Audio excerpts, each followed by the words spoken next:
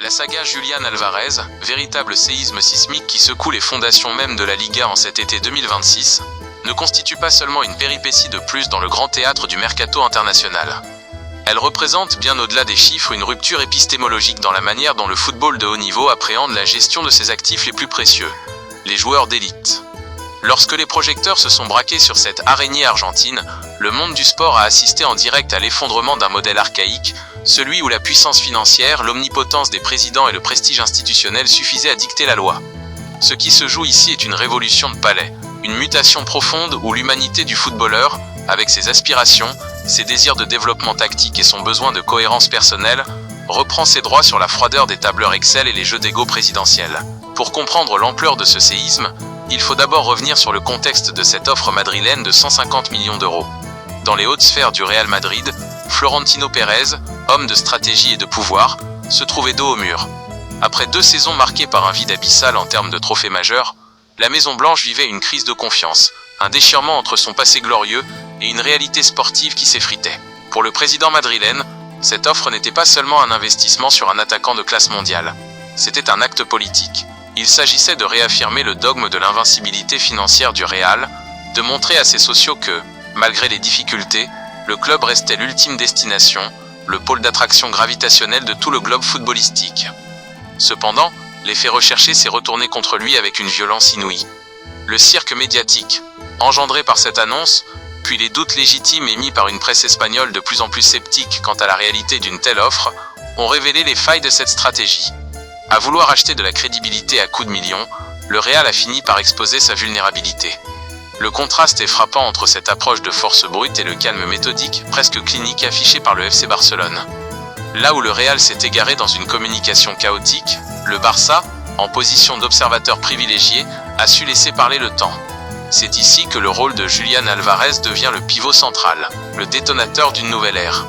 Le jeune Argentin n'est pas un simple pion que l'on déplace sur un échiquier, encore moins une marchandise que l'on vend au plus offrant.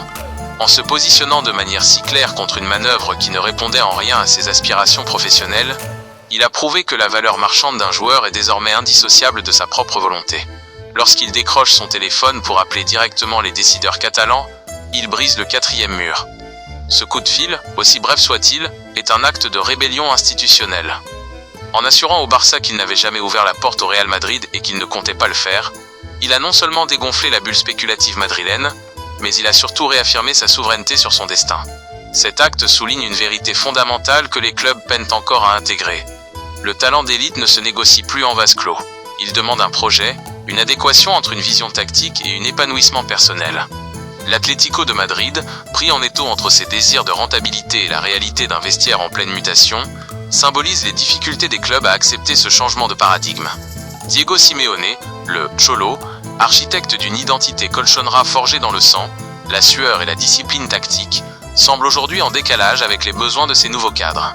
Pour un joueur comme Alvarez, le système Simeone, si performant pour bâtir une défense de fer, devient une prison dorée, une structure rigide qui bride son intelligence de jeu, sa créativité et sa capacité à devenir ce fer de lance offensif qu'il aspire à être. Le sentiment d'incompréhension qui s'est installé entre le coach et sa star est le moteur réel de cette affaire. Ce n'est pas une question d'argent, c'est une question de vision. Quand un joueur sent que sa progression plafonne, que la philosophie de jeu dans laquelle il évolue ne correspond plus à son évolution technique, alors les promesses contractuelles, les contrats mirobolants et les pressions des dirigeants deviennent de vains mots. Le refus de ces réseaux de vendre son joueur, malgré l'offre record, illustre cette peur panique de perdre le contrôle, cette volonté de maintenir une façade de puissance alors que les fondations mêmes de l'équipe se fissurent. Le FC Barcelone, quant à lui, incarne une forme de patience stratégique qui finit par payer. En misant sur l'adhésion du joueur au projet plutôt que sur une surenchère financière, le club catalan réaffirme une identité qui lui est propre. La confiance qu'ils affichent, cette sérénité qui transparaît dans leurs échanges avec l'entourage d'Alvarez, témoigne d'une compréhension profonde des dynamiques actuelles. Ils savent, mieux que quiconque, que dans ce dossier, le pouvoir a changé de main. Il ne réside plus dans les carnets de chèques de Madrid, mais dans la tête et le cœur d'un attaquant qui a décidé que son avenir se jouerait au Camp Nou et nulle part ailleurs. Ce positionnement est une leçon magistrale pour tous les acteurs du football mondial. L'attractivité d'un club ne se mesure plus uniquement en millions d'euros, mais en capacité à offrir à un joueur l'environnement propice à sa pleine expression. L'implication de cet épisode va bien au-delà de la Liga.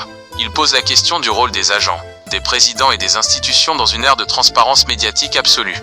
Lorsque des informations circulent en temps réel, lorsque les déclarations des uns contredisent les manœuvres des autres, le mensonge devient une stratégie suicidaire. Florentino Pérez, en jouant sur l'ambiguïté de son offre, a appris à ses dépens que la vérité finit toujours par reprendre le dessus, surtout quand le joueur lui-même prend la parole.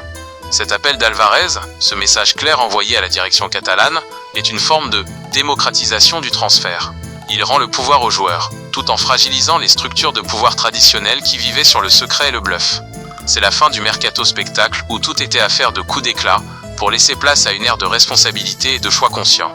Il faut également aborder la question de l'éthique et de la loyauté dans le football moderne. Le fameux pré-accord évoqué en février entre l'Atlético et le Barça soulève une problématique de fond, la valeur de la parole donnée.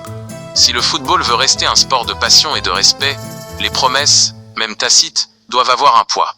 L'Atlético, en tentant de faire monter les enchères via le Real Madrid, a rompu une forme de contrat moral avec son joueur.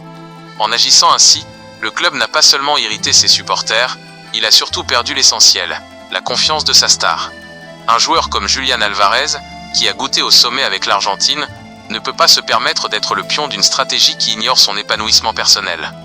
La réaction d'Alvarez, son appel au calme et sa fermeté vis-à-vis du Barça montrent que pour les joueurs d'aujourd'hui, l'éthique de leur propre carrière prime sur les besoins de trésorerie de leurs employeurs.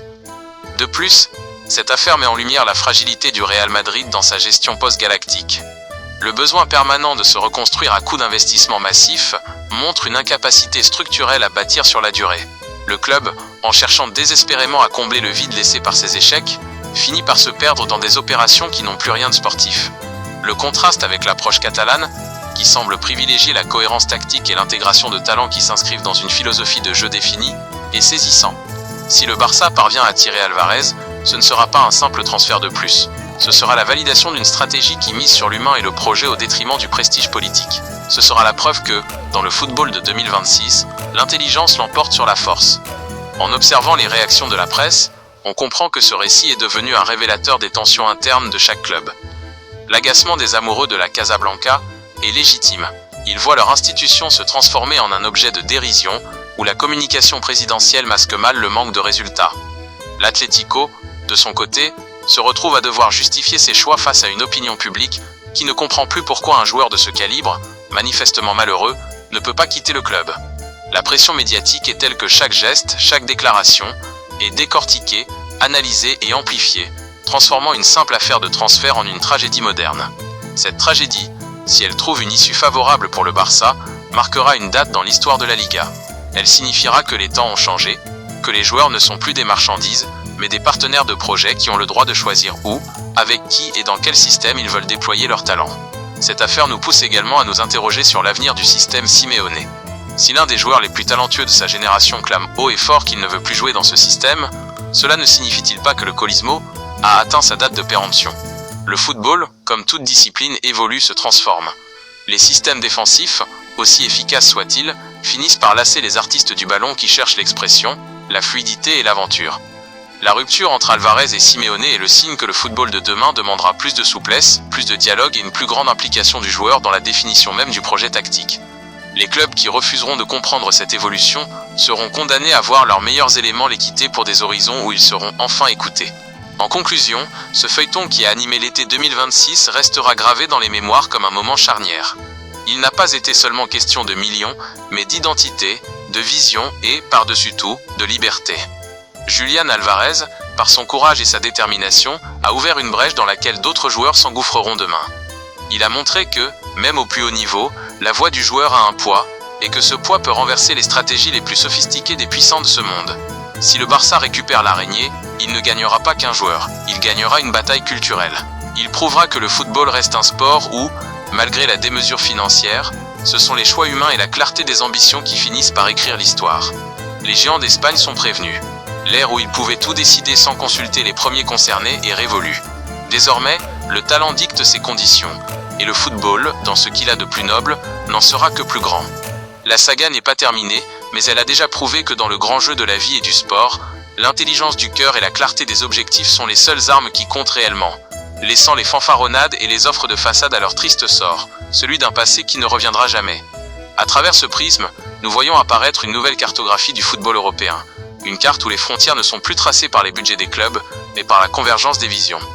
Le FC Barcelone, en se tenant prêt, en étant à l'écoute et en respectant les aspirations de l'attaquant, a su se positionner non pas comme un acheteur mais comme un partenaire.